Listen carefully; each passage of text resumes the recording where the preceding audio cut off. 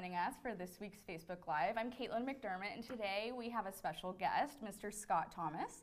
He is the Deputy Federal Coordinating Officer for Hurricane Harvey here in Texas, and we're going to discuss some new and innovative ways we are connecting with survivors through multiple social media platforms. So, Mr. Thomas, thanks for coming in and visiting with us. Thanks for having me, Caitlin. It's good to be here.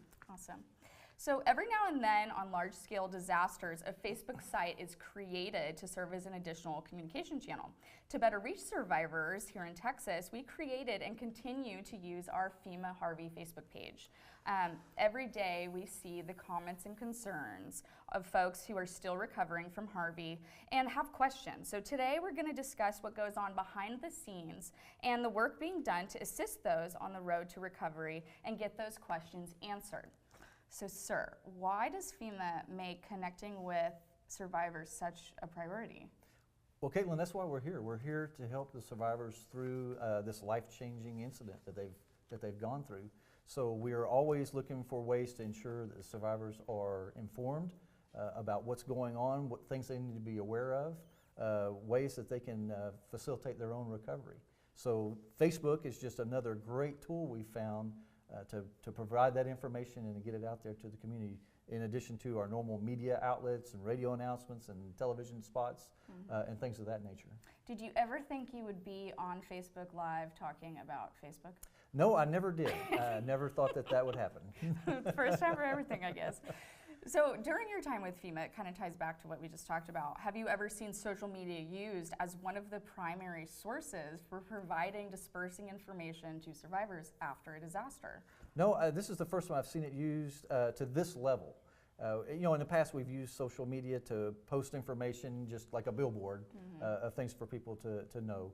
But for Harvey, it's become a lot more interactive. The Facebook Live offerings that we've given have allowed survivors to actually come in and post comments back to us, and we read those comments. So it's kind of a two-way conversation that we're having, although we're not posting what we're replying on Facebook because a lot of it's personal information, but it gives us another avenue to connect to a survivor, and if they have a real issue, then we can look at that and find out a way that we can help them work through that issue. And as a key member of leadership, are you checking the Facebook Harvey every day yourself? Every day. That's why we're here right now. Yeah. Because I've been bugging your boss. I'll see a survivor post a comment on Facebook after we've posted something, and I'll go back to your boss and say, is somebody talking to that survivor? Because I want to know why they're saying what they're saying, because they shouldn't be saying that. We're trying to help everybody that we can within the parameters that we're allowed to do by laws and regulations. But we're just one small piece of the puzzle, and I think a lot of times people lean on us a lot when there are other resources out there. So that's what we try to do. If a survivor's frustrated because maybe they've hit a roadblock with FEMA or they've exhausted what FEMA can do, there are other avenues out there, so we want to make sure we're connecting the survivor to it. And I can back that up. He does make several drop-ins during the day. I think he just likes to visit. We're a fun group. So the posts on the FEMA Harvey page are aimed at providing essential information to survivors as they continue forward in their recovery. So oftentimes people are sharing their personal stories on these comment threads, which gives us that information to go back and follow up on. So now, since we cannot comment or speak to specific cases on Facebook because of that privacy information, but rather just answer in general, we have found another way to contact survivors as a courtesy. So can you talk about the recent addition of the support to the social media team that's an effort to provide more in-depth answers to those survivors' questions? Absolutely. What we've done is when a survivor makes a comment on one of our Facebook postings, and it's a concern to us when we see that they're not getting the services that they need, then I've been reaching out to our individual assistance team here in the Joint Field Office. And then I direct the the individual assistance team to take a look at what was posted on Facebook and to try to figure out who that survivor is. Sometimes it takes us a minute to figure out because the person who posted the comment may be the wife or brother or sister, and it's not the actual person who applied for assistance, but we try to narrow it down by their location and their name, and then try to reach out to them and find out what's going on and give them the information that they need to help them move along in the process. So what we've done, instead of trying to do this kind of bifurcated communications between external affairs and individual assistance, is we've actually moved some individual assistance team members into the external affairs office And they are sitting there all day long watching what's being posted on Facebook. And when they see a survivor post an issue or a concern like that, they look the survivor up in their systems, and then they reach out through the phone number or the contact information that's in our system and try to help answer the survivor's question, or give them some more background, or help them identify what's needed to move them along into the process.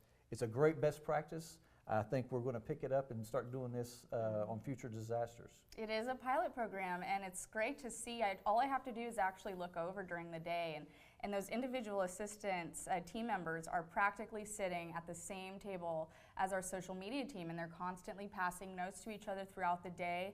The conversations they're having, I don't know if you've ever heard one, I'm sure you have, but they're so personal, and they take their time, and it's just, again, like you said, it's a great addition. Now, since it is a courtesy call, it's important for survivors to understand that their cases may still be under review at the National Processing Center, keyword national.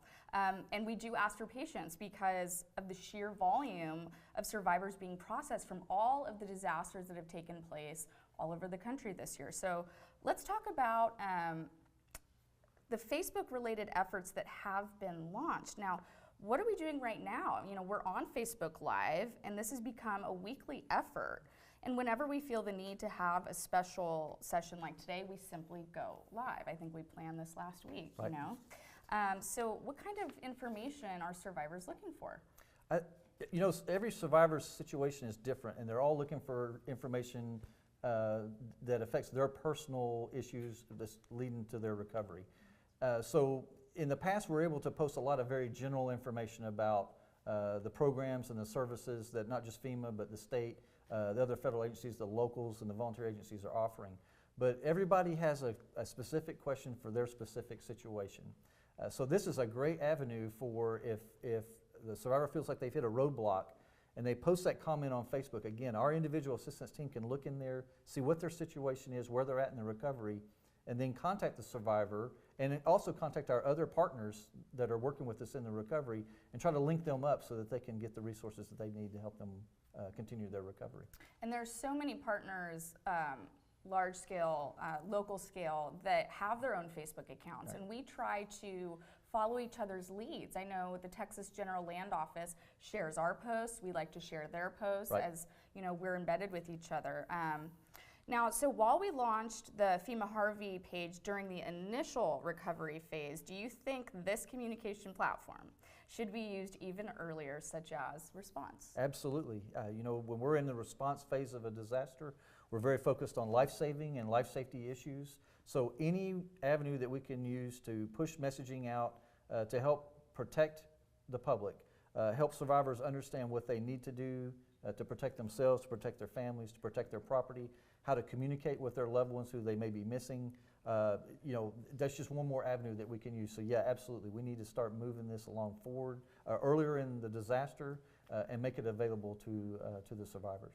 And I can imagine that the communication, I mean, in the command center, right at the beginning of this response, you've probably got the Division of Emergency Management for that state. You've got local officials embedded in that office, and to be able to have that conversation of, okay, what information do we want to go for with this hour, the next hour? So I think that maybe Mr. Scott Thomas will spearhead that effort. I'm going to be a champion for it, that's okay, for sure. Okay, great.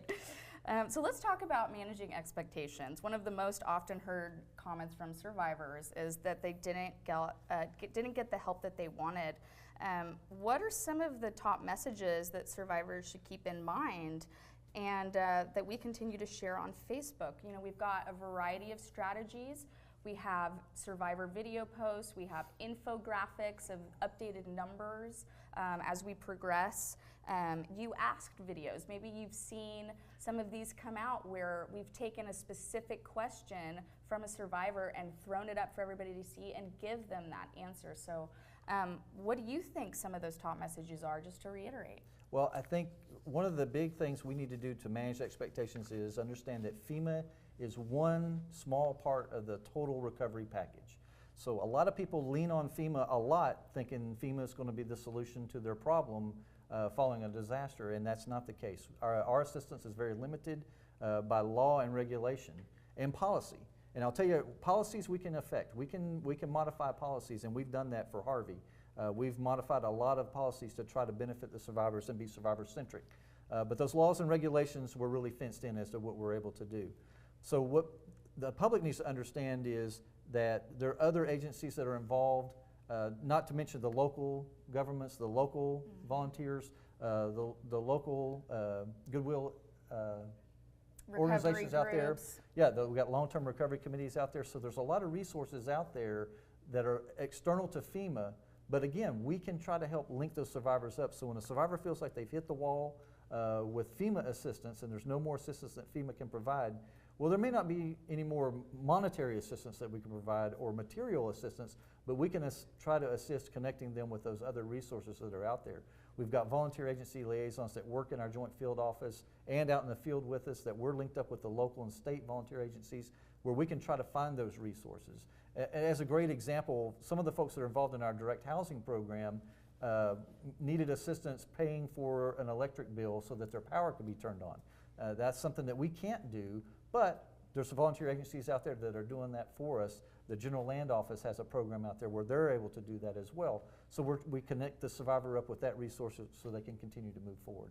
And again, we've talked about embedding different program areas together, just like the individual assistance team is with the social media team answering those questions. The voluntary agency liaisons are specifically working for that next phase of a recovery, right. And again, the resources connecting. So lots of stuff out there.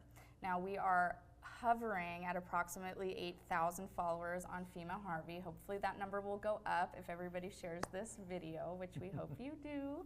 And this is from 0. So, you know, we're possibly looking to reach 10,000 by the 6-month milestone. That is our goal within the office. What would you like to say to our Facebook viewers today about liking and sharing and following FEMA Harvey, just so they can just help us disperse the information on the site? Right.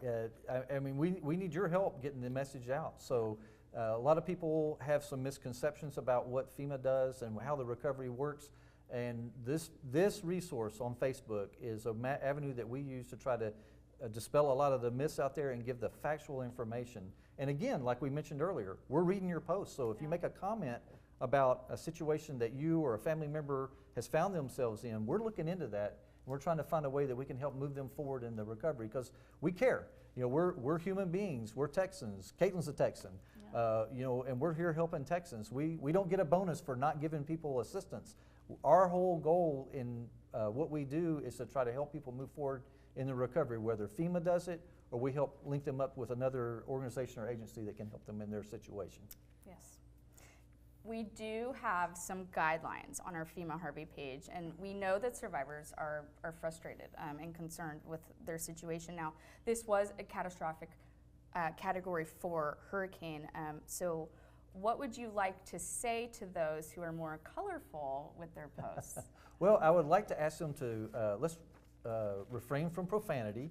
You remember your grandmother and your kids are reading what's going on Facebook. Everybody's on Facebook. So let's keep it above board and try to be constructive and very factual about what's going on. You know, a lot of people will post things about, I heard somebody say this, or you know, what we really need to understand is who the survivor is and where they're located and what the situation is that they found themselves in. That way we can get involved and we can intervene and we can try to find out what's going on to try to help move them forward in their recovery. Absolutely. We do ask that, again, you post with us as if your grandmother is watching. Right. So last question, Mr. Thomas is leaving us and going back to the region. So what are you going to miss about Austin, sir? I think the biggest thing I'm going to miss about Austin is the food. Oh yeah? Is the barbecue better than North Texas? It's as good. Okay, that's a safe bet. I'm sure we're going to have some people coming on with some I don't know, some competition there. Well, is there anything else you want to say before we let you go? I just want to tell everybody, you know, be patient, and I understand that those are just words, but honestly, be patient with us. We've got a lot of people that we're trying to help. We've got over 895,000 people, and those are families that have registered for assistance with FEMA, and we've had to reach out and touch each and every one of them. So it's the magnitude of the disaster it's the largest one I've ever been involved with. So it's taken time. to get through each and every individual situation. So be patient with us. Don't think we don't care, because we absolutely do care. Continue to post those things on Facebook. We're reading what you say. We're looking for ways that we can help find where those bottlenecks are in recovery and help people get through that bottleneck. Yes, well, thank you so much. You're welcome. And we're going to miss you. Thanks, Caitlin. So thanks for tuning in for today's special Facebook Live. Please comment, like, share, follow us if you're not following right now, and then tune back in tomorrow for our regular Wednesday at 11. We're going to have Krista Lopez come on, and she is with the Texas General Land Office. And so we're going to be kind of having a conversation about the housing effort that's going on right now throughout the state of Texas. So thanks again for tuning in, and we'll see you tomorrow.